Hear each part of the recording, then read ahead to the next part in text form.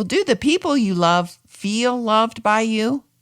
There are just so many dynamics that are wrapped around really understanding how to speak your loved one's love language fluently. Yeah. Call it the love language that matters most. That person in front of you, when they have you speaking their love language in their dialect, love doesn't get much sweeter than that. So we're not trying to put a lot of pressure on somebody. We're just trying to give information that makes what they want to do, what they choose to do, much more effective. Welcome to Building Relationships with Dr. Gary Chapman, author of the New York Times bestseller, The 5 Love Languages. Today, Doctors Les and Leslie Parrott join us to talk about a new tool that can help you express love in a way that connects with the heart of someone you care about. Our featured resource is The Love Language That Matters Most, How to Personalize Love So They Really Feel It. Find out more about it at buildingrelationships.us. And Gary, this is a brand new resource that releases next week that I'm sure you are excited about. Well, I am, Chris, because it's going to deal with a lot of things that people have asked me through the years about the love languages. It's been amazing to see how God has used that original book. Helps so many couples to learn how to connect with each other. But there have also been a lot of other folks who, well, I tried that, it didn't seem to help, da-da-da-da-da. And I think this book is going to give information that's going to help them really zero in on how to effectively communicate love on an emotional level so that they're meeting what almost all of us agree is one of our deepest emotional needs, and that is the need to feel loved by the significant people in our lives. So I'm excited about this book, and I'm glad that we're going to be discussing it today. Well, let's meet our guests. Doctors Les and Leslie Parrott are psychologists and #1 New York Times bestselling authors of numerous books, including Saving Your Marriage Before It Starts. Our featured resource today is that book that they've written with Dr. Chapman, The Love Language That Matters Most, How to Personalize Love So They Really Feel It. Just go to buildingrelationships.us. Well, Les and Leslie, welcome back to Building Relationships. It's always good to be with you, Gary, and it's great to be back on this program. We sure love working together, Gary. And can you believe, by the way, Gary, that we're finally getting to tell people about this book we've been working on forever? I'm ready. Why don't we start with a little background on the two of you? Tell us how long you've been married. Tell us why you do what you do, because I know you both have been involved in marriage enrichment for years now. So just share a little bit about your journey. Well, what's been so fun is that our journeys have connected over time because we've been married about 40 years, 41 years to be exact. And we've been working together on marriage and strengthening marriages. Originally, our calling was to help couples prepare well for married life. Yeah, our very first book together was Saving Your Marriage Before It Starts. And the very first sentence of that book says, we never had pre-marriage counseling, but we spent the first year of our marriage in therapy.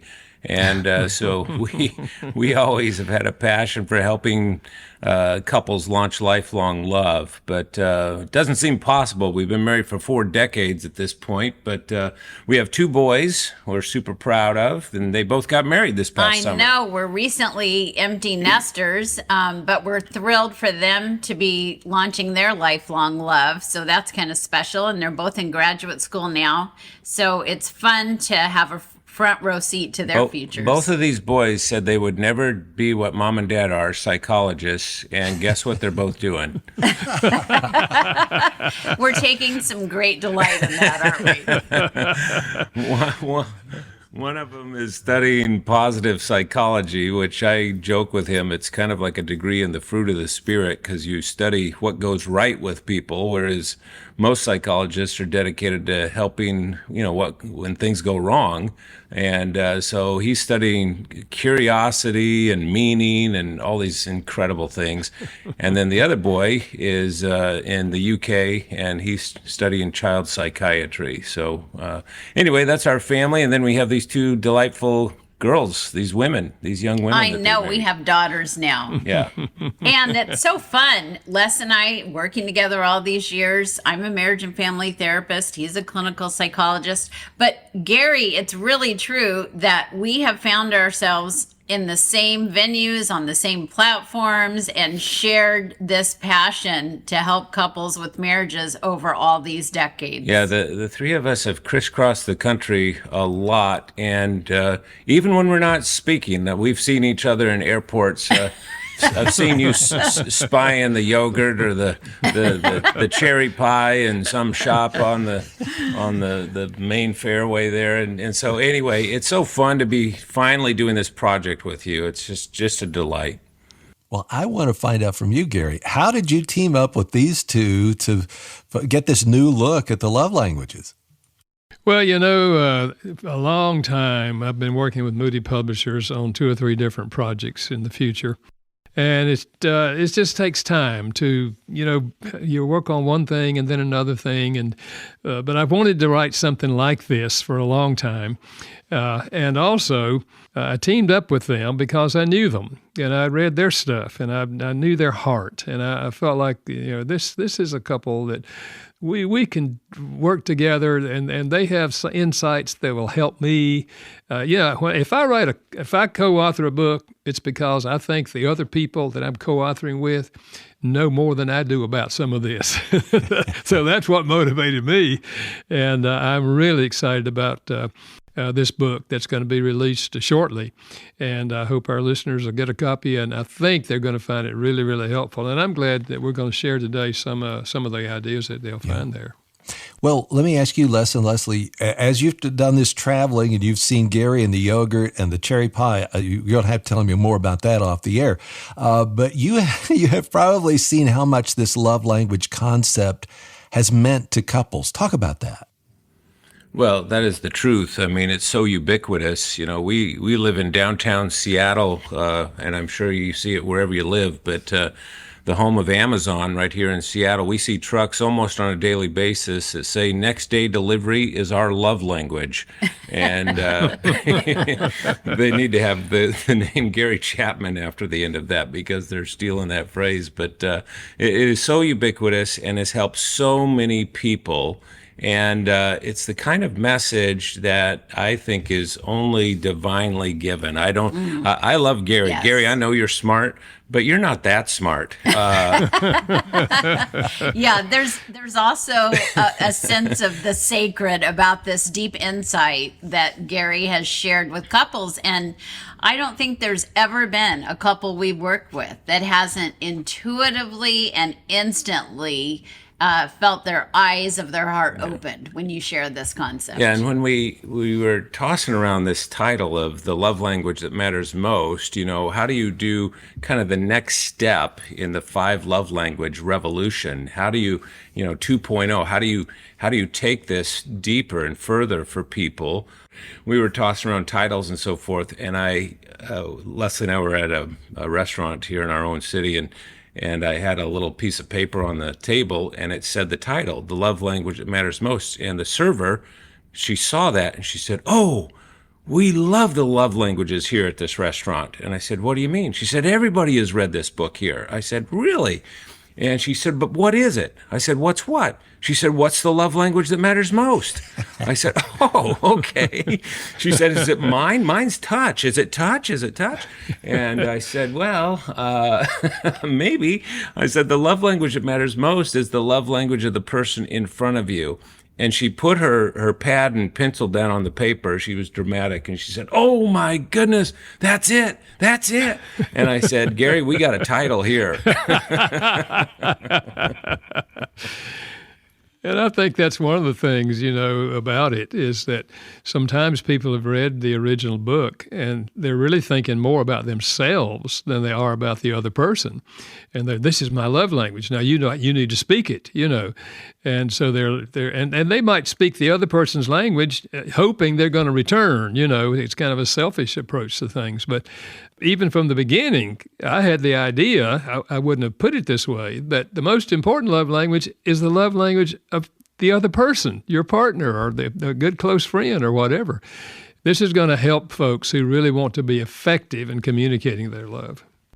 Gary, the book is divided into 3 sections: the problem, the solution, and the tactics. My guess is the tactics, that's going to be the practical part of this. But let's look at some of the problems first. Why do you title that first chapter Lost in Translation?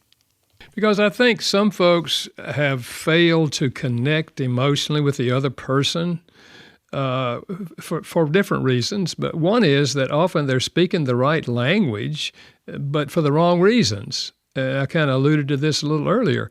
They are communicating in that language. They took the quiz, the free quiz that we have, where they just get the love language. And so they start speaking that language, and they say, come back to me and say, I've been speaking their language for 3 weeks, but they're not speaking my language. And I say, now let me make sure I understand you. You're speaking their language in order to stimulate them to speak your language? I said, that sounds more like manipulation than it does love. Oh, well, listen, we're all self-centered and just by nature. And so sometimes that's why the message doesn't get through, is because they get the sense. The other person gets the sense. You're just trying to manipulate me. You're doing these kind of things to me or speaking my language because you want me to do something for you. And so they miss. It's lost in translation. I think another reason is that they often neglect the second love language. And sometimes your primary love language and your secondary love language are very, very close. So if you only speak the primary language and you don't speak the secondary language, you're still going to miss them. They're still going to wonder, about, do you really love me? And so, it's these kind of things that I think we're dealing with in that section. A person says that they need all 5 love languages. I've heard that several times. My spouse says they need all 5 love languages. And what I found out is that is typically as a person, 2 kinds of people. One, they either felt loved growing up. Their parents probably spoke all these languages and they've always felt loved. Now they're married and their spouse is speaking all of them and they feel loved. And so any one of them, But the other is people who grew up where they never felt loved. And so they don't know what makes them feel loved. In fact, they're not even sure what it feels like to feel loved. But at any rate, there are reasons. You can be sincere and still miss the other person emotionally. And that's what we're trying to open up the book with, the reality that we need help in order to be really effective in communicating love in a way that's going to be super meaningful to the other person. All those reasons we talk about in this first chapter, and then, Gary, of course, that leads to kind of the issue that we hear so many people stumbling upon, and that is, man, I'm speaking their love language. I read the book. I heard Gary speak. I tune into the radio. I know what her love language is, and for some reason, it's just not connecting. It's not filling up her love tank. And we've experienced this in our own marriage, so we certainly get it that it happens to other couples. I mean, for sure that my number one love language is words of affirmation. You know that. And as soon as I learned that, I became a walking Hallmark card. I just, and I thought the whole point was just to encourage you. And man, you can do it. And you got this challenge. You're going to slay that. And I thought the whole idea of this love language was to encourage her. You were my personal cheerleading squad. Yeah, and what I didn't realize is, you can speak for yourself, but I know it was putting pressure on you. Yeah, so the funny thing is, he was just doling this out with generosity and the biggest heart, and I was getting deflated because that literally would create anxiety for me. It just put pressure on me, like, well, I didn't even want to do that thing you're saying I'm so good at. Do I really have to do it, But then when we started really getting into the dialects, I started, I got the insight, and so did you, that there are other kinds of words of affirmation. And the one that really strikes my soul is compliments. Yes. Yeah, I love to hear the thing you already did was amazing, or, yes. How there's no pressure in that. There's no pressure in that. Or, how the sweater I have on today makes my eyes sparkle. And it does, by the way. I was going to say that earlier. I was going to say that, and now you've taken it. And the truth is, that is so soul filling for me that I'll probably wear the sweater for 20 days. So it all comes down in so many ways to understanding not just their love language, but their dialect. And Chris, I don't know if you've noticed this, but Gary is from a particular part of the country where they have a little bit of a dialect. Have you noticed that about Gary? Yeah, pick up a little bit of that. He has that southern drawl, and it's so easy and just as smooth as molasses. But the whole idea, and I grew up in Boston, by the way, where we dropped our R's. I've corrected the way I speak, so I don't say park, I say park. But, we all have these dialects that we grow up with. Well, the same is true in our love languages. Right. And so what Gary and Leslie and I have done for the last several years now is to really understand those dialects and do some research on that so we can bring that to people that are really wanting to make sure they're speaking. The happiest people on the planet are people that can speak each other's love language, that can put themselves in each other's shoes. And as Gary was saying earlier, not just thinking about, oh, hey, you're supposed to speak my love language, but they're really focused on how to speak the others and get fluent in that love language. And so that's what this book is all about. That's why we wrote it. Does that make sense, Chris? It does, and it makes sense because what you're trying to do is actually know the other person. If you go deeper, and I think that's what the point of this new book is. It's kind of like love languages on caffeine or steroids, where you really understand the other person even better. Now, you've just used the words of affirmation. I love that example. Can we take one other love language and tell me a dialect? Take me deeper into this. Let's say physical touch. Let's say the spouse has, we're talking about a married couple, the other spouse, their love language is physical touch. How do you go deeper with that? Well, I know one example that comes to mind right away because Gary and I were in Nashville not very long ago for a speaking engagement, and we were I don't know how many people were in the room there, Gary, but maybe 1,000, something like that. And we were having people share their love languages. And one woman said, well, physical touch is my love language, and he knows it, but he's not speaking it the right way. And she said it with a lot of flair, and everybody was kind of laughing. And she said, my dialect is definitely not playful touch, and he thinks that's what it is, and so he's always poking me and tickling me. And she says, I don't want any of that. I want comforting touch. I want a smooth kind of pat on the back and a caress on the shoulder. And that's a dramatically different kind of dialect. And so does that make sense when it comes to physical touch? And by the way, in the book we talk about 7 different kinds of physical touch. And so I know that for some people, they just immediately think, oh, it's always romantic touch. But there's several different kinds of physical touch. And once you get a hold of that, man, then you can really focus in on what it is that fills up your partner's love tank. Yeah, there's all kinds of ways that people express love through touch. I mean, just think of one kind like protective touch, that kind that walks on the outside of the path or puts their arm around you or makes sure that you feel safe in any situation. There's so many different ways that touch conveys love. And you're right, it's just not romantic touch. Yeah. Well, I think that's true of all the languages, and that's a big part of this book. It's not everything of this book, but that's a big part of it. Recognizing some of the dialects in each of these languages and helping you realize it's not enough just to speak their love language in a generic sense. What you want to do is to learn to speak it in the way that's most meaningful to them. And I think it's fascinating. It's a fascinating study, but it's not so much the study that excites me. What really excites me is it's going to make a difference in the lives of people when they get the concept and they discover each other's, not only their primary love language, but the dialect, or maybe more than one, that really, really speaks deeply to them. Yeah. We're talking about the new book, The Love Language That Matters Most, how to personalize love so they really feel it. It's our featured resource at buildingrelationships.us.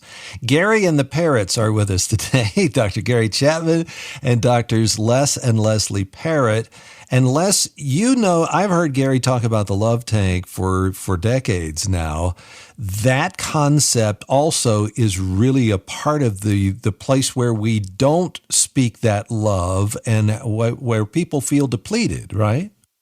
Yeah, that's exactly right. And, you know, it's such a simple but meaningful metaphor because it's so easy to just kind of touch base with your partner and figure out, hey, how's your love tank doing? And but what we've done in this book is take it a step further and really looked at some of the things that are most people don't really understand the characteristics of their love tank. And first of all, it needs to have the right fuel. That's kind of obvious, right? That's fundamental to this whole concept of love language. Absolutely. Yeah. But we also need to understand it can change quickly. A love tank is rarely static. It's going up or it's going down. And as Gary might say in his part of the world, it can change faster than melting butter on a hot biscuit. Have you ever said that, I'm getting hungry already. But it really can. And anybody that's been married for more than a minute goes, yeah, I can identify with that because it felt like we were doing fine just 5 minutes ago. What just happened here? And suddenly their love tank is just drained. That's right. The good news is it can suddenly fill as well. So that can be happy, you know, when you know the power of this. Right. But we do talk about, in the book, we talk about how it can drain faster than it fills, and that magic ratio from, you know, John Gottman's research on. Oh, it was so powerful because sometimes we make the mistake of thinking, you know, one hard knock, that's not so bad, but it takes a lot of extra love. As a matter of fact, one of my favorite concepts is the fact that we all have love leaks. You know, they're just things that just drain that tank nearly instantly. Yeah. Right? What's an example of a love leak? I mean, when you're a words of affirmation girl, there can be just that critical comment, and it's like... Okay, I'm cringing. You can stop now. You don't have to go any further. No illustrations, please. Exactly. Yeah. Exactly. Yeah. And the other thing is, and this was interesting, I remember, Gary, when we were, you know, going back and forth with concepts and so forth, and we'd get on the Zoom and talk on the weekends, and so we were writing this book together and realized, you know something?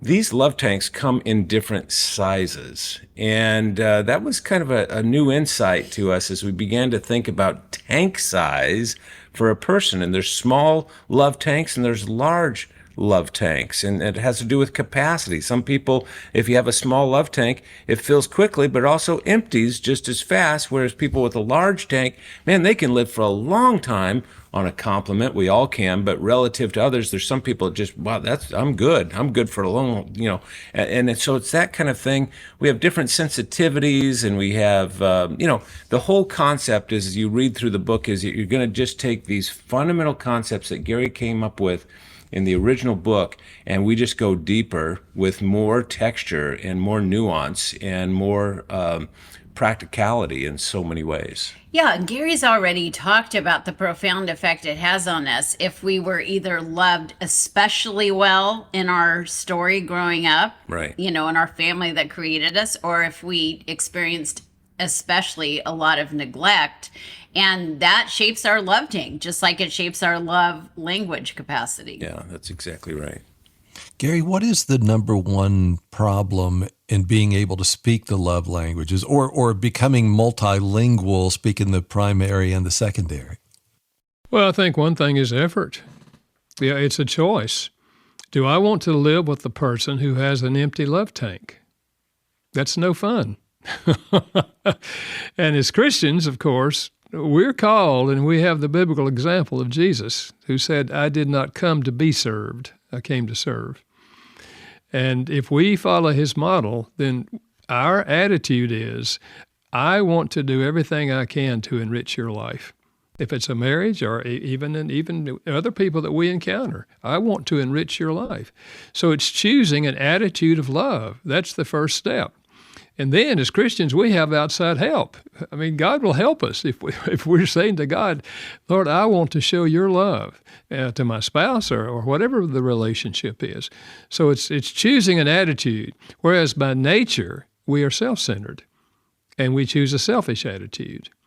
And that's why in many marriages, for example, when it comes near the end and they're getting ready to divorce, the one or more of the individuals have the attitude, I'm out of here because I'm not happy. You're not making me happy. See, selfishness. And so love is the opposite. And the good news is we choose our attitude. We don't choose our emotions. We choose our attitude. And the attitude then leads us to learn the kind of things we're talking about so that we can meet this need of emotional need for love, which is not all the needs that we have, but it's certainly one of the biggest needs that we have, especially in a marriage and family relationships.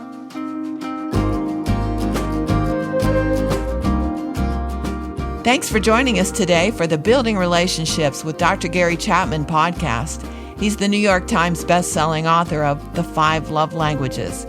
You'll find more simple ways to strengthen your relationships at buildingrelationships.us. There you'll see a link to our featured resource today. It's the new book, The Love Language That Matters Most, How to Personalize Love So They Really Feel It. Go to buildingrelationships.us or visit 5lovelanguages.com. Let's talk about personality and how that influences the way we give and receive love through the 5 love languages. Does personality influence us? Boy, I love this question because, Gary, we've spent so much time talking about this, haven't we? In fact, I believe you told me at one point, this is the number one question you get when you're speaking on the 5 love languages. Did I remember that correctly? Yeah, that's one of the most common things that I hear is how does personality relate to the love languages? And so Gary, said to Leslie and me, hey, this is your business. You understand personality. You assess personality and so forth. Let's look into this. How does it shape it? Well, of course, personality shapes everything we do in interpersonal relationships, so it's got to impact our how we speak another person's love language. For example, Chris, are you an introvert or an extrovert? I'm at heart an introvert, though I play an extrovert on the radio. I was going to say, Chris, you talk an awful lot for an introvert. So, but you do that for a living. But kind of when it's a default, you're an introvert, is what you're saying. In other words, you draw your energy from regrouping on your own and having that quiet time and where you don't have to exert yourself, and being in an interpersonal relationship can sometimes drain you, or a party or a social setting. Is that accurate? Bingo. Yeah, absolutely. Yeah. So when it comes to speaking, and by the way, Chris, what is your number one love language? Now you put me on the spot. I'm gotta go deeper. I think it's probably words of affirmation, though physical touch is really important to me as well. Well, let's just take words of affirmation. And by the way, of course, everybody can have more than one primary love language. And by the way, one of the things we highlight in this book is how you really need to tune into your foreign love language, especially if somebody in your life has that as their primary love language. So we can come back to that maybe, but let's stay on personality here for a second. When you say, hey, I'm an introvert, and words of affirmation, my love language. Well, let's say you're at church and the church wants to recognize you for something you did. You had a great campaign for the last missions project or something, and the church wants to acknowledge you. Probably the last thing you want is to be brought up to the front of the church and have everybody clap for you and put the spotlight on you because you're an introvert. You still like the words of affirmation, but hey, can we just do this over lunch, where it's not so public? In writing. Yeah, even better, yeah. So as you kind of layer personality on top of the 5 love languages, it's a little bit like 3D chess, but we've made it so easy for you in this book to understand that. And by the way, Gary, maybe we should say a word about the 5 love languages premium assessment, because this really customizes it and makes it so applicable to you specifically, right? Yeah, absolutely, and I'm really, really excited about it. And it parallels the book, and it's been out there for a few months now. We've had a lot of people take the quiz. It's a premium assessment, which you get a 15-page report, and one of them is dealing with what we've been talking about, and that is the dialect or dialects for you that are most important for you. It identifies them for you, and then the other deals with personality, what your personality is, and how this affects the speaking of the love language of the other person. So now that you have to pay for this one. The other one's free, okay? 160 million people have taken the free quiz. You have to pay for this one, but it's worth it. I'll guarantee you it will really help you discover those two things especially. Yeah, and that free quiz takes about less than a minute. This one takes a little bit longer, but the payoff is incredible. And of course, one of the things in the premium assessment is it looks at your personality and makes it, as we like to say, you put the cookies on the bottom shelf, make it easy to access. But wow, once you get the understanding of your personality as it relates to your love language and that of your partner, you're cooking with gas, as they like to say. I mean, there's so many personality dynamics that are at play. You know, just even think about, are you someone who is deliberate, or are you someone who is more carefree? Because how you would like to give or receive love might be very spontaneous, or you'd rather have it very thoughtfully planned, right? There are just so many dynamics that are wrapped around really understanding how to speak your loved one's love language fluently. Yeah. A good example of that is a couple where he was very curious and he was spontaneous, and so he knew his wife's language was quality time. So he said on a Friday night at dinner, he said, "Honey, how about tomorrow?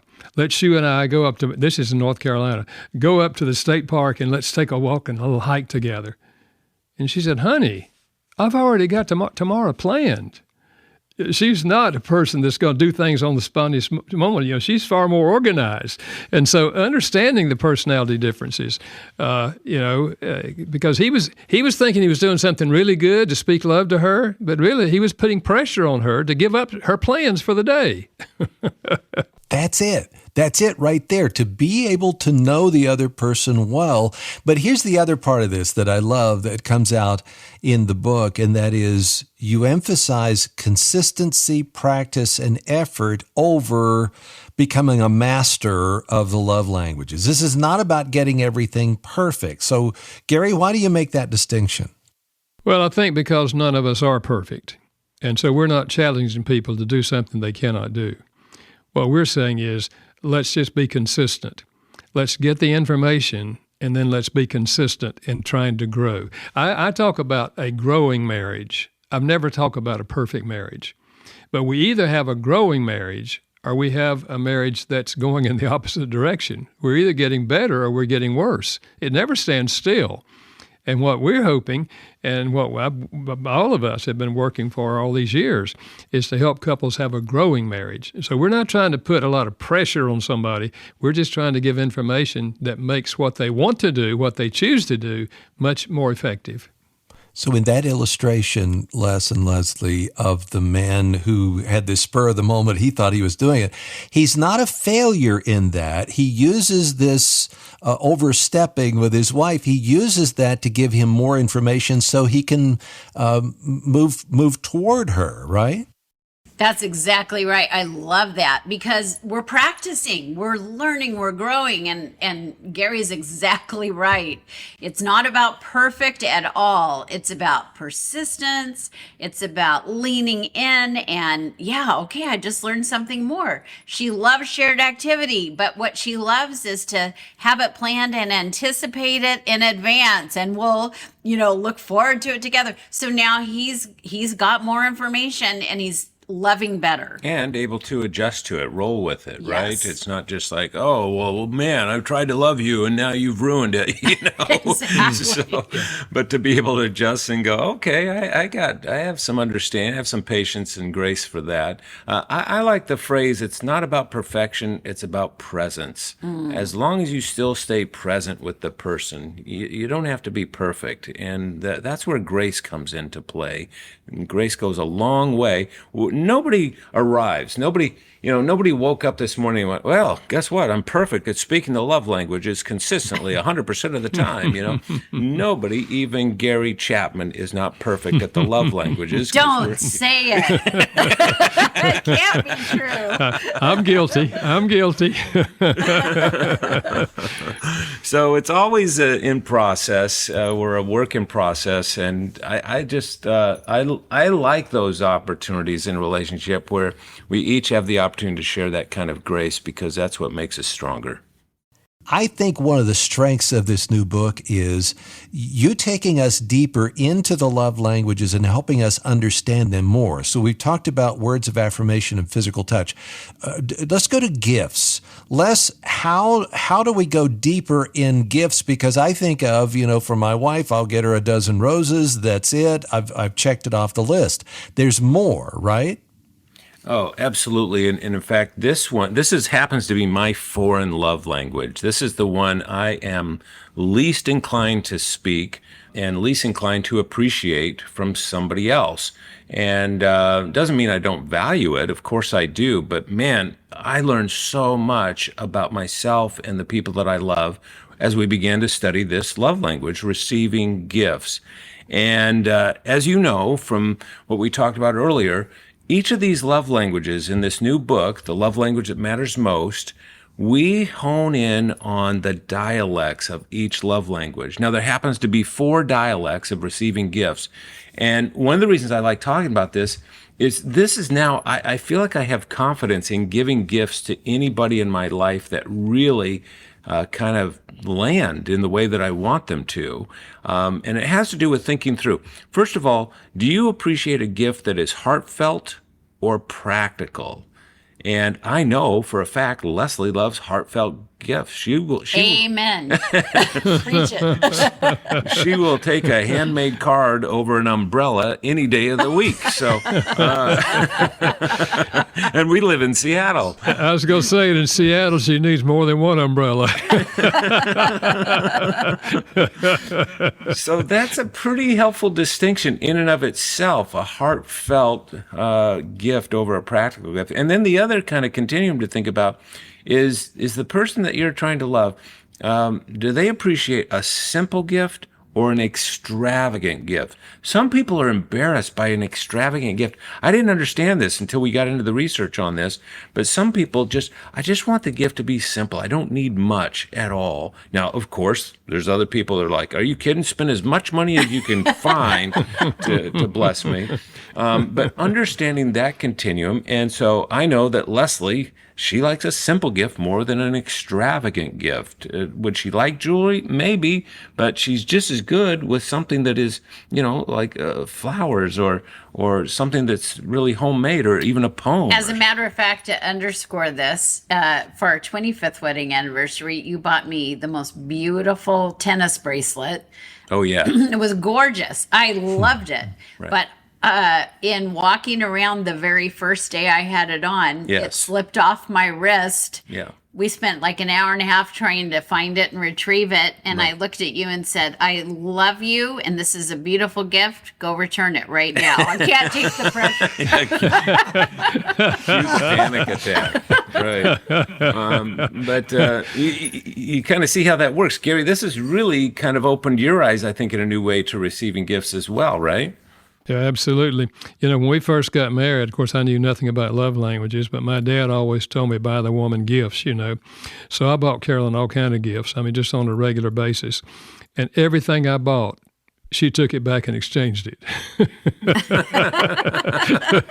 And one day I said, honey, maybe it would just be better to cut out the middleman and you just go buy something you like. Because gifts was not our primary language anyway.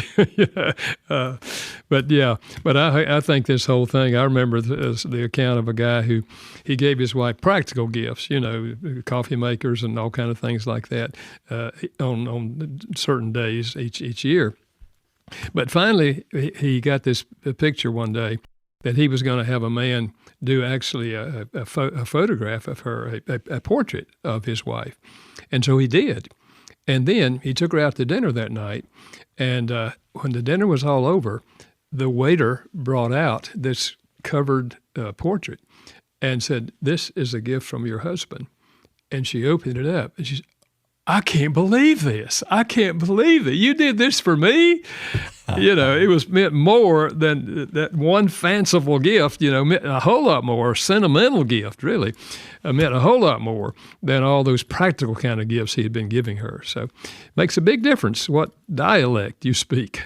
Yeah, so there's 4 dialects to receiving gifts. Fanciful gifts, that is things like jewelry or a big concert or something like that. Or maybe having your portrait painted. Yeah, yes, that's a that fanciful counts gift. to me. That's extravagant and heartfelt. And then there's sentimental gifts. Those are the ones that you like, Leslie. And then functional gifts. I think if I were to choose, that would probably be the dialect I speak in this. I'd like a new iPhone or, I don't know, something. I was going to say a new power tool, but I am not a power tool guy. So. Well, you did buy a power drill and got pretty excited about it. It wasn't a gift for me, but I wish I had. And then finally, there's sensible gifts like an umbrella, like a cookbook, like, whatever. And so though understanding that even if this is not your primary love language, it'll help you, especially when it comes to those birthdays and holiday gift times. One of the things I love about what this project, the 3 of us have worked on together, is that we're really expanding how we see our love languages too, because we're relying on your primary, yes, but also we're letting everyone know what's secondary and what order, how much you lean into each of these. So, of course, we have opportunities to love the people in our lives all year long with gifts, whether or not it's their primary, their secondary, or further down. And wow, does this really help us to lean in to those occasions and just charm them? Yeah, it's so true. Hey, Chris, can we talk about acts of service before we wrap this whole thing? Absolutely. This is my love language, and I think people need to know how to love me more effectively. So. Is this interview about me? Should I be taking notes? Yes, get out the notepad. No, I just, as another example of how we get into these dialects, because acts of service, for me, Leslie always thought that just kind of meant doing things that were showing care, and that's certainly an important thing. But when we got into this and really uncovered the dialects of acts of service, she realized that it was saving time that really filled up my love tank. That is what rocks your world. Yeah. When I can go stand in a long line at the post office and spare you that egregious experience, right. Your love tank is overflowing. Anything that gives me back time, I feel like, oh, you love me so much because I value having my time to get other things done or whatever. But I used to pour myself into the caring acts, as you mentioned, and I would just, if you had to work late and I was going to bed, I would turn down your side of the bed and, just, you didn't even notice. No, I didn't notice. But I do notice when you save me time. Yes. So, Chris, that's just another example of how these dialects can change the way we speak the other person's love language.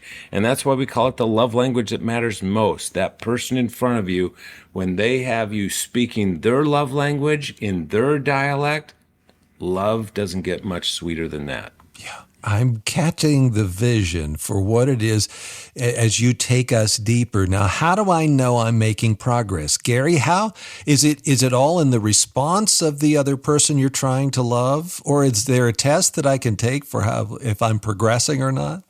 I don't know about a progressing test, but once you have the information in this book and in that premier assessment we talked about, you're going to have the ammunition to know how to communicate, how to deliver your love to that person. And I think you tell this by their whole personality response. I mean, you'll see smiles, you'll see the twinkle in their eye, you'll see and depending on their language, they'll probably give you feedback, So I think it's not hard to know if you're doing it. But the other thing is, I think there's a place periodically to say to your spouse, honey, on a scale of 0 to 10, how full is your love tank this week? And whatever they say, if it's less than 10, you say, well, this particular week, what would be the most important thing I could do to communicate my love to you? Now you know exactly in that particular week, and it may not be their primary love language that week because circumstances, sometimes affect what we would like in that particular week. So talking about it with your spouse, bringing up the subject, using the term periodically so that both of you are aware that we want to meet each other's emotional need for love. That's a huge step in having a healthy marriage. Hey, Gary, I encountered in counseling a little while ago a woman, Leslie and I were working with this couple, and she was so frustrated. She said, and I love that idea on the scale 1 to 10. Leslie and I do that all the time. How full is your love tank right now? But for her, for whatever reason, she said, well, if I have to tell you how full my love tank is, then you don't really love me because you should know how full my love tank is. Mm-hmm. And I wanted to stop and pray for the man right there. That's a tall order. But what he realized is he didn't have to ask her anymore because he would just say, hey, I get the sense your love tank isn't full right now, and you watch. It's going to change. And sure enough, he mastered this idea of speaking her dialect within her love language, and you could just tell the countenance in her. He didn't have to ask. So sometimes those personality factors even play into how you ask how full the love tank is. Yeah, that's true. I love that. The whole work of loving goes back to that word presence and persistence. And, if your spouse thinks that she feels most loved when you don't ask her, you can even say, if you're clueless, I'd like to read your mind right now. You tell me how close I'm getting. Yeah. I like that. So you don't fail. Yeah. You know what I love most about this conversation and this new book is there are so many calls, Gary, that you've received when we do a Dear Gary broadcast, voicemails that you get who say, I try, her language is this, his language is this, it doesn't work for me. And the reason why that is laid out in the book. And rather than becoming disgruntled about that and frustrated, I've tried everything, this book helps you say, okay, there must be a dialect that I haven't learned yet, and I'm going to do that. I'm going to get on that horse and ride toward her or his heart. Right, Gary? Yeah, absolutely. That's the whole purpose of this book. And I'm hoping that many, many people who are familiar with the love language concept will realize, boy, I need to plug into this additional insight here because it's going to really help them when they take into account the dialects and they take into account the personality of their spouse. It's going to make them much more effective in meeting each other's emotional needs for love. Well, Dr. Les and Leslie Parrott, thank you for putting the time in. I can tell that you've really enjoyed your time with Dr. Chapman working on this book. Thank you for doing that and for what's come out of it. The best part of writing this book with Gary is when we get together, we know we're going to have dessert. Because he doesn't have a meal without. Do you have dessert for breakfast also, Gary? Because once in a while. No, we've had actually a lot of fun doing this project together and designing this new premium assessment for 5 love languages. And these two things, the new book, The Love Language That Matters Most, and the 5 love language premium assessment, I am so confident that these two things are going to help couples take their love life to a new level, and that's exciting. Well, we hope today's conversation has encouraged you, and if you want to find out more about this new resource, go to buildingrelationships.us. You'll see the book, The Love Language That Matters Most, and there's also that premium assessment that Les just talked about. Go to buildingrelationships.us. And next week, The Courage, Faith, and Hope of Johnny Erickson Tata. Don't miss a conversation about life's chaos and amazing grace in 1 week. Before we go, let me thank our production team, Steve Wick and Janice Backing. Building Relationships with Dr. Gary Chapman is a production of Moody Radio in association with Moody Publishers, a ministry of Moody Bible Institute. Thanks for listening.